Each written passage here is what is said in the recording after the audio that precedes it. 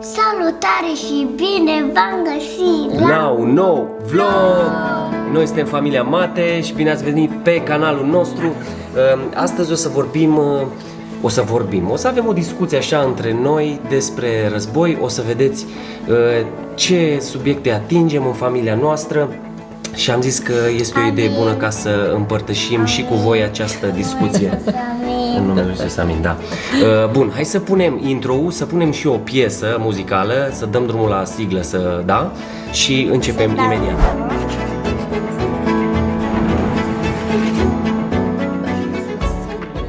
Deci, vă spuneam săptămâna trecută că antidotul războiului nu este pacea, ci este dragostea. Bun. De ce nu este pacea? Știi că ai zice la prima vedere, da mă, da, vezi pacea, se calmează lucrurile. Da, toți dorim pace, pace, pace. Da. Și noi o dorim pacea. Da. Când ai dragoste pentru un om, automat vine și pacea. Dar dacă ai doar pace, nu înseamnă că lucrurile s-au încheiat și războiul s-a terminat. Înăuntru este tot ură, iubire de bani, competiție, dorință de teritorii și așa mai departe. Dar acum știți cum e treaba? Între noi sunt războaie și în familiile voastre poate sunt. Mă gândesc că poate nu toți sunteți ca noi, dar da. Și în familia noastră sunt războaie de multe ori. Între mine și Sara, între copii, între noi și copii, de multe ori și ne dăm seama că doar dragostea este singura soluție care poate să schimbe ceva între noi, știi? Și pacea. Și pacea, vezi, dragostea aduce pace. Dacă ai dragoste, să vină și pace. Exact. Pacea este o consecință a dragostei. Da. Dar pacea, dacă o dorim pur și simplu, e ceva de suprafață care nu avem cum să... Știi, da, uite, de exemplu, peste tot pe internet, pe media, pe toate, suntem încurajați să fim empatici cu ucrainenii. Uite, iar ăsta este un subiect, știi? Vezi? Empatia, știi, îți fie milă de ucraineni și de război de acolo sau de ruși sau de cine vreți voi, de americani, de Afganistan, de oricine.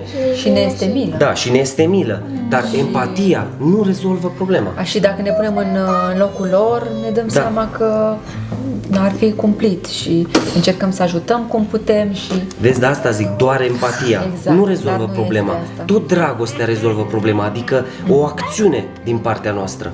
Și despre asta e vorba. Dragostea este o acțiune, nu e doar Melissa, știi, mi-e milă de tine, dar nu fac nimic. Înțelegi?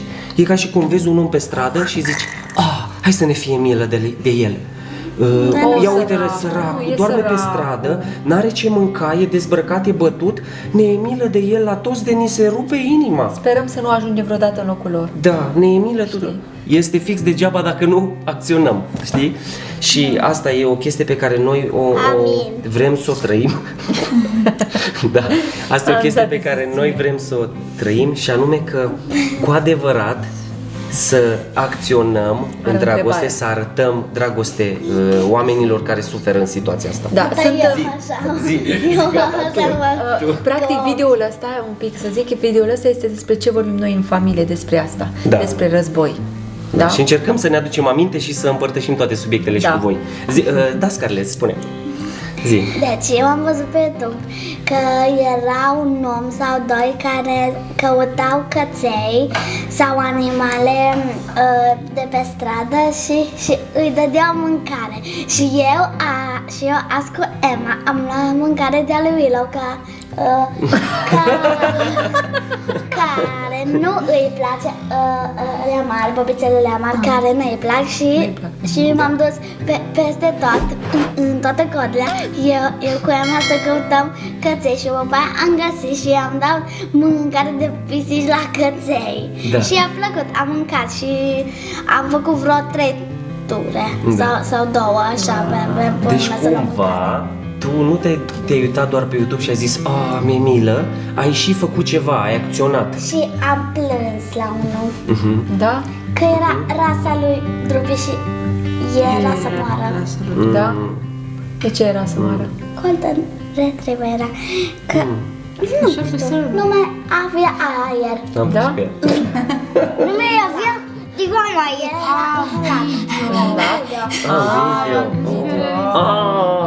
Ce ai spus, mama? Mă gândeam că va plâns Scarlett acum. Da, dragilor, deci asta e. Și de asta noi am zis, bă, primim oamenii ăștia, știi, din Ucraina. De asta, în continuare, o să avem casa deschisă pentru alții care vor veni, dacă Domnul va vrea și va duce alții în casa noastră, noi o să avem. abia Bun, așteptăm să primim. stai că trebuia să zic ceva foarte important. Acum, trebuie să vă spunem că, bă, stați mă puțin că e pe cale să zic ceva important. Înțelegerea dragostei după credința noastră și după cum vă încurajăm să o descoperiți și voi, n-ai cum să o ai decât în Iisus Hristos. De asta noi ne uităm în Biblie să vedem cum anume ne învață Hristos să ne iubim unii pe alții, cum anume trebuie să acționăm, ce înseamnă una, ce înseamnă alta. De asta cumva noi acum vă spunem, nu vă spunem o învățătură biblică despre cum ne gândim noi față de război, dar cel puțin împărtășim cu voi o parte practică a lucrurilor, cum se traduce înțelegerea noastră în viața de zi cu zi și cum acționăm noi, știi? Despre asta e vorba. Și de asta noi... De unde vine dragostea, practic? De unde vine dragostea? Și dragostea aia vine supremă dragostea? e aia care se dăruiește. De la Dumnezeu. De la Exact, Dumnezeu. da. Dumnezeu ne învață, Dumnezeu a avut dragoste pentru noi, Iisus a avut dragoste pentru noi Da. Și ne-a salvat de la o moarte veșnică și atunci când înțelegem Mama, de ce ai spus de la o moarte veșnică? Că este moarte veșnică adevăr. de păcat, mami ne-a salvat. Și atunci noi putem să oferim mai departe dragoste. Cine suntem noi să avem o viață lipsită de grijă asta? Sau... Da. Da. Știți cum e? Acum noi am putea să mergem, adică într-o direcție așa politică, să zicem, bă, ținem cu ăla, ținem cu ăla, ținem cu ea. Dar știți ce, facem dragilor? politică? Nu, noi nu facem politică și noi nu ținem cu nimeni. Înțelegeți? Condamnăm foarte tare oamenii care se împușcă între ei, care se omoară, care vor bani cu orice preț. Războiul clar are în spate niște interese dincolo de că aici e teritoriu, că nu știu ce. Nu le știm noi, dragilor, lucrurile astea, că suntem micuți, înțelegeți? Dar sunt Victimele interese în spate. sunt și de o parte și de alta. Exact. Ucrainienii Da. își pierd casele, tot, Da. tot. Și sunt victime și printre ruși. Exact, Și și sau printre vorbitori de limbă rusă. Exact, și soldați de acolo. Adică acum... No, ne gândim așa că să avem noi niște copii, să am eu, să fie Amza, să stau în Rusia, să fie Amza de 20 de ani și să-l trimită în război. Ce știe el Pentru ce face nimic. pentru nimic? Deci, Pe mine să mă trimis să răspund. Cum ar fi? Cine? Păi, Gabi, auzi, Mulțumim Gabi, foarte vreau la doar o să zic, îmbrățișare la depărtare.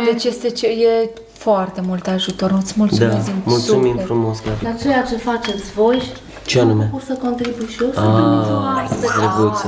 Mulțumim Așa se frumos. schimbă vorba. Păi așa. Da. Contribuitor. Cu atât pot și eu, că eu unde să-i primesc la mine, că eu la În spatele Gabi. camerei este Gabi, mătușa noastră, care a venit să ne ajute puțin cu curățenia, pentru că în seara asta vin niște francezi la noi care au venit cu ajutoare din Franța, au făcut popas la noi, au mers până la Suceava, au luat niște refugiați de acolo, mai au încă câțiva care sunt aici la fratele meu și merg cu ei ca să îi ajute să se integreze, să reabiliteze pe termen lung. Bun, acum, deci, noi nu avem speranță de la vest, nu avem speranță de la est că o să ne aducă pace, că o să ne aducă liniște, că o să ne aducă bucurie, că o să ne aducă prosperitate, că o să ne poarte de grijă cineva. Avem speranță în Dumnezeu. Dar ai căscat. Dar- nouă, serios, să ne sau. Dar dacă este să concluzionăm cumva ce vă ziceam de până acum de dragoste, este că încercăm să fim proactivi, în sensul că, bă, noi nu suntem cu războiul, nici nu vrem să fim implicați, în niciun fel nu vrem să fim implicați, nu urâm pe nimeni, nici că e rus, nici că e vrem să american, ajutăm nici că e dacă ucrainean, va nici fi că e nevoie, român da. și vrem să ajutăm. Asta cred că este chemarea noastră, ca și familie și în zona asta vrem să fim activi. Vrem să ajutăm. Astea sunt discuțiile pe care le am eu cu Sara, știi, și cu copiii pe diferite vârste, știi, adică nu, acum am să vorbesc pe limba lui, cu Melissa mai pe limba ei, cu Scarlett pe limba ei, Până știi? acum am fost de acord cu ce a zis tata, dar să știți că dacă Hai. e Mama ceva cu ce nu limba se știe, ei. eu vă Da, zic. abia aștept, Melissa, să-mi dai o provocare. Bine, dar vă ziceam ceva înainte și mă întrerup cu paranteza asta, bun, revin. Să zici că face pentru surdomuți. Da? A fost ce să la Ok, stați mă, hai să continui, bine? Gata. Ziceam că să aveți grijă, dragilor, să nu vă otrăviți. Aveți grijă. Cu toată minciuna care circulă acum. Inimile Vedeți că și este mințile. circulă atâta minciună pe internet încât este și va fi foarte greu să discernem adevărul exact unde este. Înțelegeți?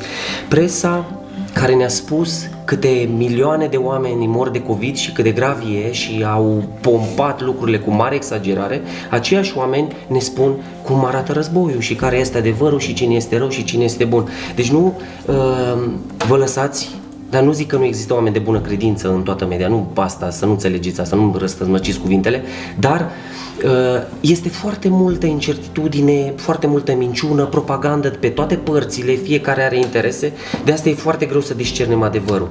Și noi vrem să stăm deoparte așa, să ne vedem ce avem de făcut noi, ce știm sigur că avem de făcut și cum trebuie să ne comportăm și da, pentru că ne intră în urechi, așa fain frumos, ne intră tuturor tot felul de știri, tot felul de informații Bacterii. și bacterii, dacă nu ne spălăm bine, și începe să producă în noi ură. Și producă ură și zice, bă, ăia sunt răi, și ăla e bun, și ăla e bun, și vezi, se produce în noi tot așa ăsta. Și toată chestia asta în foarte mulți din noi produce frică. Și vin părinții acasă și discută, vai dracule, a crescut motorina, crește uleiul. Și noi mai avem în discuție, dar mai în privat, așa, mai ferim copiii, știi? Că și nu ne punem problema de unul alta, că doar toți trăim aici, în România. Și avem discuții și tot așa. Peste tot și scumpitul eu. Da, și se răsfrâng asupra copiilor toate fricile noastre și noi poate discutăm puțin și după aia ne-a trecut. Dar sămânța asta de frică din noi se duce în copii și trebuie să ne gândim ce rod aduce frica în copii. Aveți grijă să nu ne otrăvim familiile. Asta este o mică concluzie. Zi. Și familii și părinții de la copii de la școală de la părinții de la rude. Dă-mi o idee acum, ia zi-mi un pic ce discutați voi la școală despre război. Discutați? Discutați? Ia zi, ce anume? Să vină rușii. Adică, Vrei să vină rușii? Nu, dar ce discutați? Hai să vedem, dragilor, dar ce se discută la clasa a patra? Ia zi. Ia, ce discută cu... Doamne, Asta e, da? Așa? Unde vin rușii? România. Da? Da, asta se discută. Cine a zis, doamna? Ei zic. Copii? Copii? Da. Ia să nu vă fie Dragilor, să ne ferească Dumnezeu de un război mondial, să ne ferească Dumnezeu. Și ei că se luptă cu rușii sau că fug. Da. de parcă ai ceva pe capă și o plărie. Am făcut un video de Paște când era lockdown și era cu COVID-ul cu astea și am zis că vedeți voi, oamenii au în față moartea chiar dacă nu au parte de ea, știi? Și suntem din nou într-o situație de genul ăsta în care vedem moartea cumva și ne gândim, bă, vin rușii, ne dă ăștia o bombă atomică, nu știu ce. Bun, lucru bun care ar putea totuși să iasă din asta este să ne evaluăm noi, da, unde ne vom petrece veșnicia. E foarte important. Asta este lucrul cel mai bun. Da. Ni se poate schimba viața total, adică Știu că sunt printre voi oameni care zic, bă, noi suntem doar niște animale care mișunăm pe aici pe pământ, ne-am născut, ne-am împerecheat, am trăit, am murit și gata, s-a dus tot. Bun, dacă voi credeți asta, E greșit. e greșit, da? Dar vă respectăm decizia voastră, suntem toți oameni cu alegeri proprii, bineînțeles, dar E mai mult de atât, dragilor. E mai mult. N-are cum totul să se încheie aici. Adevăr. Atât, sigur, este o veșnicie. Există și atunci, un adevăr. Și atunci este important să ne punem întrebarea asta. Ce vom face în veșnicie? Și este important să căutăm. Să nu credem noi că doar noi că știm și că suntem așa, ci să depunem un interes. Noi căutând, l-am descoperit în Iisus Hristos și asta e foarte fain, vă provocăm să Foarte plăcut. vă provocăm și pe voi și da, ar fi multe de zis. Acum am vrea să știm la clasa 8-a ce discuții sunt în clasă despre război. A 8-a? A 8-a? Nu sunt. Nu prea sunt. Nu prea sunt, da? Nu. Da, Am vorbit nu mai prea mult. sunt. Nu Mai doi degrabă acolo de instructoare care a vaccin. mai vorbit cu profesoara mea, dar atâta. A mei sunt vin rușii, fugiți! Cred că tu studiezi la științe politice, dragă, nu știu ce. Da. Deci voi nu prea aveți discuții așa? Rușii! Chiar nu prea avem. Am avut în ora de muzică mai multe despre asta. Cine cu Pablo? Da. Mm.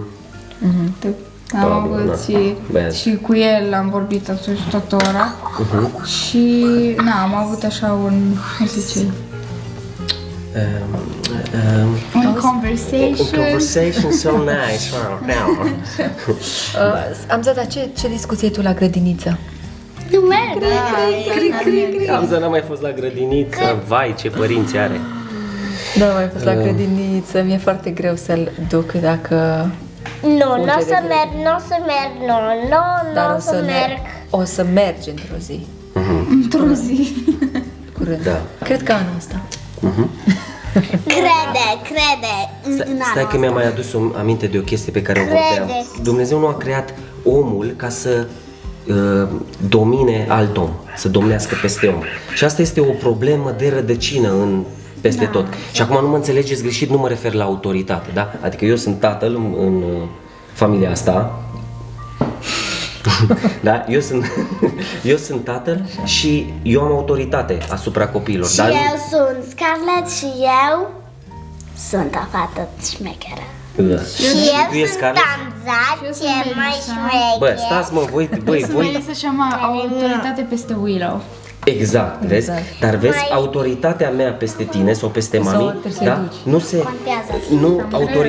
Stați mă, băi, eu încerc să spun aici, ceva serios. Băi, autoritatea mea peste voi nu este genul în care eu încep să fac bullying cu voi. Înțelegeți? Să vede că mi-am pis. Te-am scuipat? Deci să ai autoritate peste o persoană este una și să începi să faci bullying, de exemplu, da, ceva pe limbajul vostru, da, este total altceva. Bullying-ul înseamnă când vrei să domini o persoană, știi? Bă, să-l calci pe cap, știi? Și asta se întâmplă de la o persoană la alta, stai numai puțin să-mi termin ideea. Asta se întâmplă de la o persoană la alta, de la o familie la alta, de la un oraș la altul, de la o clasă, de la o echipă, de la o... Da? Până la țări, până la continente. Asta e aceeași problemă, aceeași rădăcină. Omul vrea să domine. Și asta e un lucru pe care îl condamnăm. Deci vedeți ce vorbim noi cu copiii. Reprezentăm realitatea, nu încercăm să le ascundem Așa e. ceea ce se Nu întâmplă. ascundem, că- Nu stăm cu știrile toată ziua pornite. Nu ne este frică, pentru că noi avem încredere în tăticul nostru de sus, că în Biblie scrie că nu ne cade un fir de păr fără voia lui Dumnezeu și fără să știe El. Apoi că mi-a cineva viața. Deci nu... Așa e. Dacă murim nu este Ceva rău. o chestie că Din nou fața mamă, lumea. nu, acum am murit. Da. Uite ce mi-a făcut niște unghi. Da, dragilor, baby. ne este dor de ucrainenii noștri. Dacă și vouă vă este dor, să știți că sunt în Germania. Încep să o ducă bine. Sunt tot acolo sunt tot la niște prieteni de-ai noștri. Bun. Vă ziceam la începutul vlogului când am cu acela cu Ucraina, că am fost în Ucraina, că nu m-am dus în zona de Suceava ca să mă duc neapărat în acel convoi umanitar, și că m-am dus cu alt motiv. Uite, o să vă spun și de ce. M-am alăturat și eu unei echipe de oameni și încercăm să facem o platformă prin care să unim oameni care pot fi verificați, cazări verificate, să și de încredere, oameni de încredere, să-i unim cu refugiații și este foarte mult de muncă, sunt și eu voluntar acolo în chestia asta și la momentul potrivit o să vă dau detalii. Da, și este foarte mare nevoie de ce faceți voi, pentru că oamenii pot nimeri la tot felul de oameni acasă și nu, așa cum s-au mobilizat oamenii cu inimă bună, s-au mobilizat și alții cu inimă care dorește să profite de... Sunt tot felul de cazuri și da. Și la momentul ăla era doar o idee, iar acum testăm platforma. Deci, hai să rămânem cu concluzia noastră și anume că dragostea este singurul antidot care rezolvă problema asta de război, de ceartă, de orice fel. Că până la urmă războiul e ca o ceartă într-un cuplu. Știi? Războiul, că e orice ceartă și orice... Exact. Și dacă e mânie numai în sufletul tău, ai război cu omul ăla. Sau ai război cu tine. Da. Cum adică? Orice ai mânie sau furii sau... Rămâneți proactivi, căutați dragostea, lăsați-ne și în comentarii părerile voastre, nu ne răstălmăciți cuvintele, am fi avut multe lucruri de spus, dar nu le putem spune toate, nu intrăm acum în discuții politice, exact, și multe lucruri de argumentat, dar aș zice să rămânem la ideea asta că pacea nu este antidotul, ci dragostea este antidotul care include și pace. Și da, deci dacă e dragoste, o să vină automat și pace. Exact, deci, nu trebuie să vă îngrijorați că și pacea unde e. Pentru că nu o să fie când o să fie iubire, deci. Da. Așa că războiul ăla din Ucraina nu ne stă în putere să rezolvăm, dar putem să rezolvăm războaiele dintre noi. Hai, trebuie să punem copiii la culcare. Ne vedem curând la un nou vlog. Pa!